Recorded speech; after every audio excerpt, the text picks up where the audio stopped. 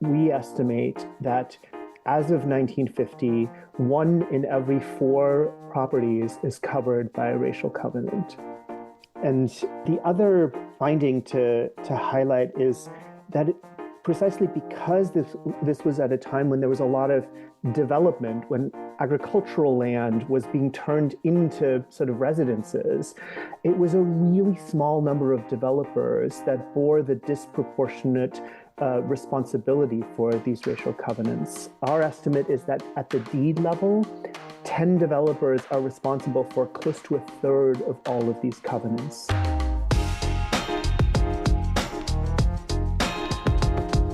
This is Stanford Legal, where we look at the cases, questions, conflicts, and legal stories that affect us all every day.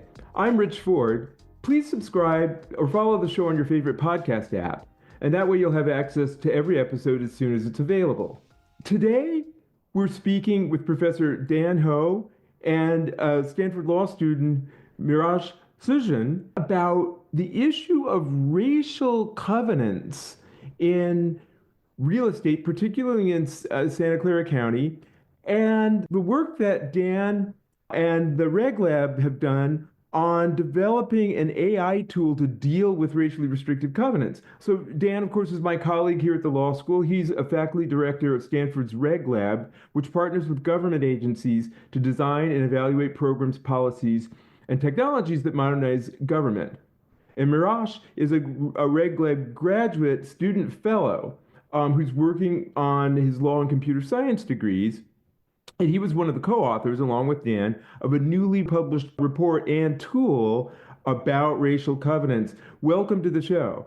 Thanks so much for having us, Rich. Thank you for having us. So let's jump right in with a brief history of the history of racial covenants. You know, everyone who went to law school remembers the famous case of Shelley versus Kramer, which held that racially restrictive covenants were unenforceable under constitutional law. And I think a lot of people thought, well, that's the end of that issue. They're gone. But that's not quite true, is it? Yeah, that's quite right. In fact, when I moved to Palo Alto from San Francisco in 2015, in the large set of documents that you sign when you purchase a home, one of them was a community covenant that said that the property shall not be used or occupied by any person of African, Japanese, or Chinese, or any Mongolian descent, except for in the capacity of a servant to a white person. And so, Rich, you're quite right that these racial covenants, which barred certain racial groups from purchasing homes, while held unenforceable in 1948 in Shelley against Kramer, still persist in deed records across the country. And our paper really responds to recent efforts, particularly a 2021 California law that is trying to do something about it by identifying, redacting, and creating a historical registry of these covenants. Yeah, so tell us a little bit about that law. So we have these racially restrictive covenants, and they are unenforceable after 1948, but they're still there. And so you buy a house in Santa Clara County, and there's a covenant that would restrict people like you from occupying the property. And so you have to sign this, even though you're there, in violation technically of this covenant. It's stigmatizing and disturbing to see these. And so California's passed a law to get rid of them. That's right. In fact, it has had several legislative efforts. Prior to 2021, California had a legislative provision that allowed homeowners to undergo an individual legal petition process to try to redact the racial covenant from their deed record. But as in other states that have tried this, the number of homeowners who actually pursue that process is vanishingly small. And this has been the modal reaction by about 12 jurisdictions that have tried to do something about this. In 2021, in part in recognition of that, California decided to pursue a more proactive approach. And this law, AB 1466, mandates that each of the 58 counties in California established proactive programs to identify and redact these racial covenants. And the challenge therein is that, these deed records in the case of Santa Clara County can go back to 1850. So Santa Clara counted up and said, we have 24 million of these documents, 84 million pages. And then to figure out how to come up with an implementation plan to engage in this process becomes a real challenge. Right. So counties are faced now with a legal obligation to go through and redact all of these documents, and they're doing it by hand. Individuals going through with a Sharpie. What are they doing? Well, prior to when we started this collaboration, they were doing it by hand. They had a team of folks going through and reading up to, I think it was close to 10,000 pages, no, 100, close to 100,000 pages that they read to identify 400 of these racial covenants. And that was obviously not going to be scalable given the sheer magnitude of the deed records.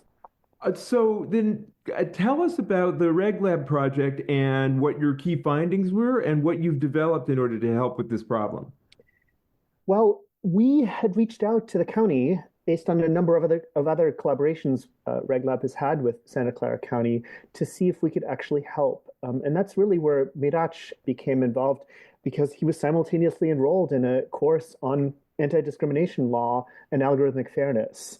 And we started to have a conversation with the county, and they were very enthusiastic about potential alternatives to solving this rather than simply trying to brute force this approach. And so we formalized a collaboration whereby we secured access to the deed records and really undertook the process of developing a machine learning model using large language models to be able to do this in a much more effective way. Wow. And tell us a little more about your findings as well as just how widespread these covenants are in California generally, and then how your new model is going to help get rid of these covenants and help the counties fulfill their new legal obligation. The AI tool that we developed was created in partnership with Santa Clara County's Clerk Recorder's Office, and it has been a very vital part of this project. So at the heart of this kind of a collaboration, as Professor Ho mentioned, is the recognition that counties like Santa Clara are dealing with a massive volume of historical property records. And as Professor Ho mentioned, Santa Clara alone has over 24 million deed documents dating back more than a century. And based on our calculations, we realized that manually reviewing these records would be overwhelming and almost totally infeasible. It would require over 86,500 person hours. So to address this, we thought to develop a scalable solution that could efficiently identify racially restrictive covenants. And we basically had three primary stages. In the first stage, what we do is convert an image of a property deed to text using one of the open source models that allows us to do OCR, optical character recognition. And then once we have the transcribed text, what we do is actually use an open source language model, namely Mistral, to basically identify the portion of the text that contains unlawful discriminatory language. And in the third stage, what we do is actually highlight unlawful language and then extract property address.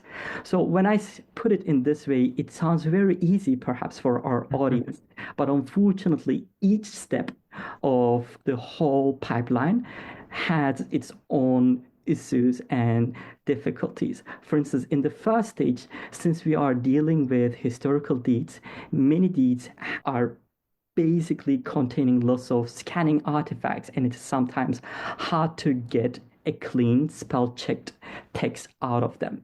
In the second step, though, it is important for our AI model to look at the entirety of the text, not just kind of do a simple keyword search.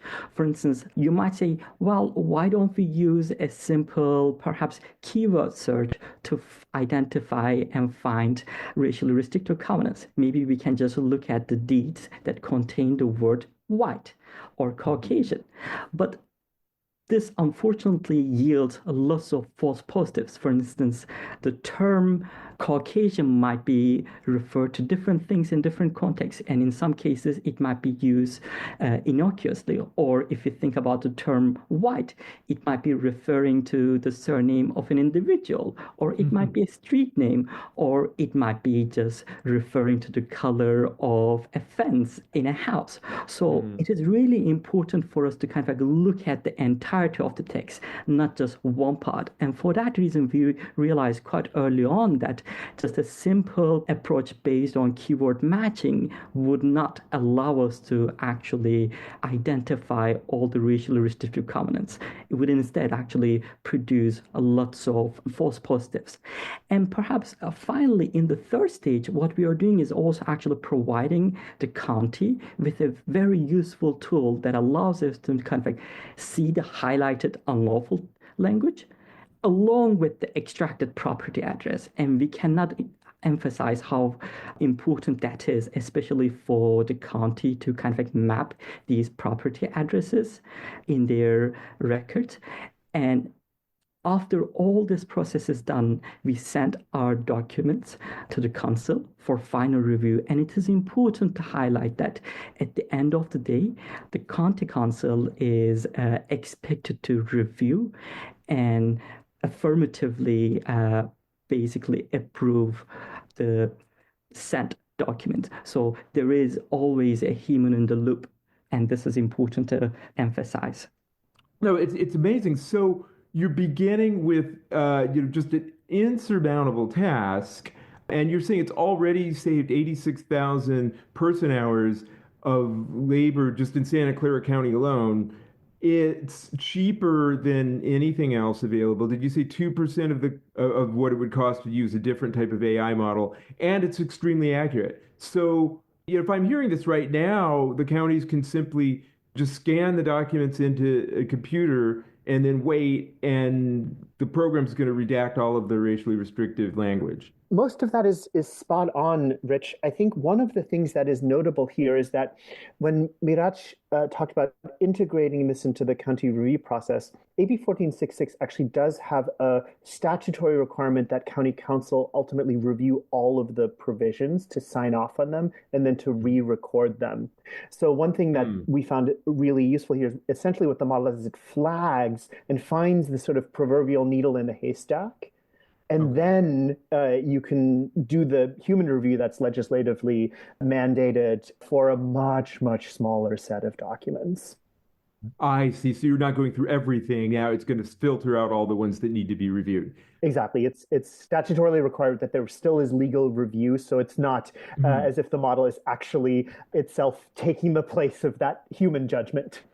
I see. Okay. But it's coming close. So let's talk a little bit about why the problem is so widespread. I mean, maybe we should take our listeners back to why we have so many racially restrictive covenants, why there's so many documents that need to be reviewed, and perhaps even a little bit of the history of racially restrictive covenants for listeners who may not know that history, so we can kind of walk through how we got to where we are and why this problem looked to be so insurmountable until you came up with this AI tool.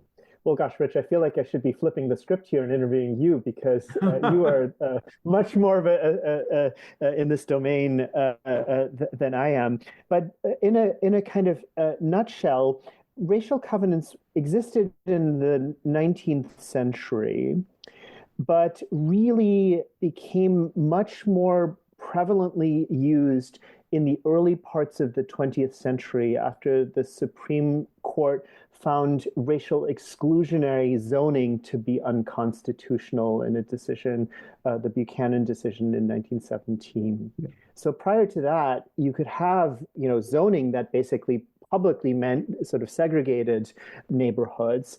The Supreme Court finds that to be unconstitutional. And then what happens is the mechanism of discrimination in many ways migrates towards a form of private action in the form of these deed covenants. And deed covenants, what's notable about them is while they're a kind of private transaction, they run with the land, and therefore they bind every subsequent purchaser of the home. And that's why these have stuck around for such a long period of time. Yeah, In 1948, as you started off, mentioning, that's when the Supreme Court finds these covenants to be unenforceable. And then later on in 1968, in the Fair Housing Act, they're declared illegal. But one of the really interesting things here is there's a fascinating volume by professors Rick Brooks and Carol Rose that really talks about the persistence of racial covenants where they were being utilized even after Shelley against Kramer, some even after 1968. And one of the arguments by Professors Brooks and Rose is that they really, in a sense, even when not legally enforceable, served as a kind of signaling function as to the kind of community that this is. They tell this sort of a story of in 2002 of a Richmond man who refused to sell his home to an African American woman and pointed to the racial covenant, claiming he simply didn't realize that these were not enforceable. And that was in 2002.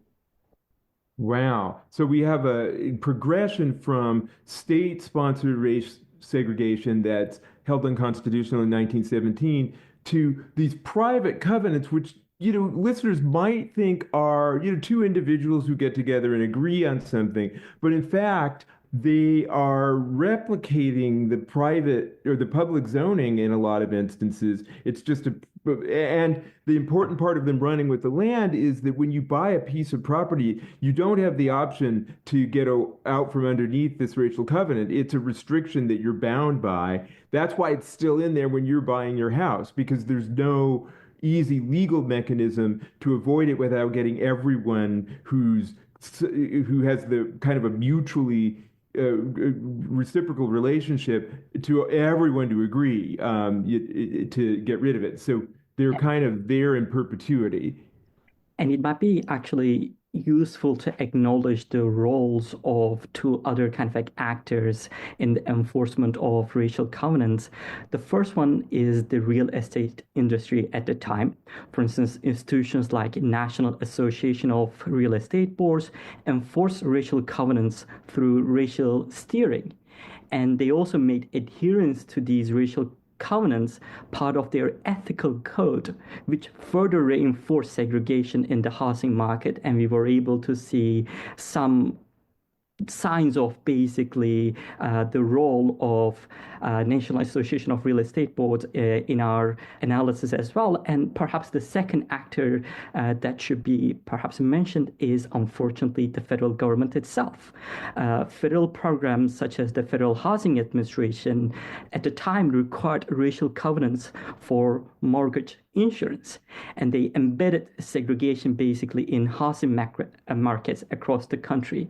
And unfortunately, these also played an important role in the rise and prevalence of racial restrictive covenants at the time. So we have a kind of public-private partnership where it's really hard to disentangle the importance of state action as opposed to private action. And that's why even when they're formally unenforceable, they're still serving the signaling function. The real estate agents engaged in racial steering, the individuals who are getting the signal that, this is a white neighborhood and other people need not apply. So you've developed this amazing tool, and now we've got some information about how widespread these racial covenants are and where we find them. Could you tell us a little bit about that? Yeah, well, first, just echoing what Mirac said earlier, the core contribution here is a model that really can offset a huge amount of time that would otherwise be spent on human review. Los Angeles County, for instance, contracted for $8 million to try to complete this process in 7 years. And this model really makes it possible to do this kind of a process at scale in a much shorter period of time. But then there's some really rich and interesting historical findings. So for instance, until doing a scan like this, we really had no idea how pervasive racial covenants were in Santa Clara County. And what we were able to do here is to actually geolocate these deed records, essentially by retrieving the county assessor and surveyor's maps and matching them to the deed document. And then we were able to kind of identify that actually right at the peak period when these racial covenants were being used from 1920 to 1950, is when the housing units double in Santa Clara County. It's when a lot of development is happening. And so even though we found around 7,500 deed records, many of these deed records actually cover potentially hundreds of properties. And so what that meant was this really sobering finding, which is that we estimate that as of 1950, 1 in every 4 properties is covered by a racial covenant. And the other finding to highlight is that precisely because this was at a time when there was a lot of development, when agricultural land was being turned into sort of residences, it was a really small number of developers that bore the disproportionate responsibility for these racial covenants. Our estimate is that at the deed level, 10 developers are responsible for close to a third of all of these covenants. And, there's some really interesting historical work trying to understand how much responsibility do folks bear? Is this all just driven by market forces and the like?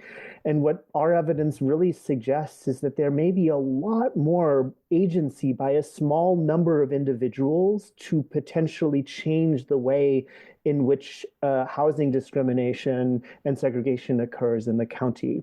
The sort of poignant counterexample is one developer who was responsible for 2,700 homes, Joseph Eichler, in Palo Alto alone. And he is mainly known for his kind of the unique style of his house, but he was someone who adamantly resisted putting racial covenants in the deed record. And so, and showed that actually he could survive, and this was not simply driven by market pressure. And so what this really corroborates is this sort of notion that there is real agency and individual responsibility by the small number of developers operating in Santa Clara County at that time. Yeah, okay. That's so it's all so interesting. And the bit about Eichler is great too. So, I mean, it even kind of burnishes Eichler's reputation a little bit more that he resisted this. We found a really great historical piece of scholarship about Eichler and how he really tried to both lead by example and was actually involved in some policy efforts for sort of housing reform in the state. But he's such a great counterexample, right? Because some people will sort of excuse parties who are implicated in this by saying that any developer who didn't put these deeds in would have lost business. Yeah. And as a result, would not have been able to survive. And it's that market pressure that, in a sense, one could argue absolves them of a kind of responsibility. Yeah. But really, here it's a very small number of developers responsible for very large portions of the county. Right. So a small number of people, they're driving the market rather than the market driving them. Perhaps. And that's a lot of, I do think that's a powerful story to be told about all of this, that, this is starting with government. It's being picked up with, the FHA, with various other collaborations, a small number of developers, a group of real estate agents. And, do we know that the typical home buyer demanded racial segregation? I don't think we do know that. What we know is that they got it. And because, this group, relatively small number of people decided that they should have it. But then, of course, by the 60s, it's just, it's baked into expectations. And then everyone is demanding it. Like there goes the neighborhood if a non-white family moves in.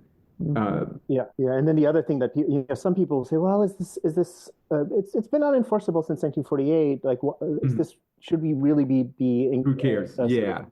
who cares about doing this? And one of the things that's really striking is when you look at the terms that are being used. They are some of the most noxious ways to Mm. describe demographic groups. And it is Right. really extraordinary when you go through this and you look at, provision one, there shall be a septic tank. Provision Mhm. two, there shall be no animal husbandry on this lot. Provision Mhm. three, no Asians and Mongolians on this property. And Right. that's, yeah, the sort of, in a sense, the ordinariness of how the walk go from a septic Yeah. tank to like racial exclusion is really like striking. Right. So there's a way in which they're just describing it as, regulation of nuisances. Like, oh no, we don't want these things, and whole groups of people are being lumped into that. The banality of it is Yeah. another feature that at some point it's just, it sounds, and I'm sure it's true that it just to people started to sound like common sense actuarial work. Like, we're just assessing risks, and these things bring down property values. So we're going to And that, as of Mirac course, rightly noted, is quite literally encoded into the yeah. FHA kind of underwriting Hmm. rules. So we're learning a lot and some sobering things about the nature of real estate development in California during this period of time. We're also getting these obnoxious deed restrictions taken out so that subsequent buyers won't go through what you went through and find themselves being required to sign these kind of objectionable documents. What's the next step? One of the things that I think is quite important here is that it isn't exclusively a redaction process. There have been some, Carol Rose at one time noted the concern that if we just go through and take these things out, we could be quite literally erasing the historical record. And so I think what's Hmm. quite notable and important about AB 1466 is that there is a requirement to actually retain the unredacted version that Hmm. really opens up this line of historical inquiry.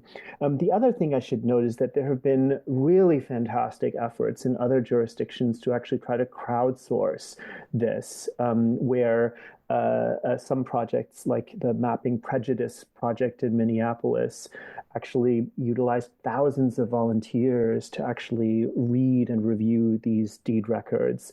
Those are amazing initiatives, but unfortunately for the 58 counties in California, they may not have that kind of an amazing volunteer base to be able to do this. And that's where this technology can really help. So this is already happening or has happened in Santa Clara County. Are there other California counties I imagine are like pounding on your door trying to get a hold of this technology? Well, one of the things we're committed to is really doing this in a kind of open science approach. So we've actually made the model available for anyone to be able to use.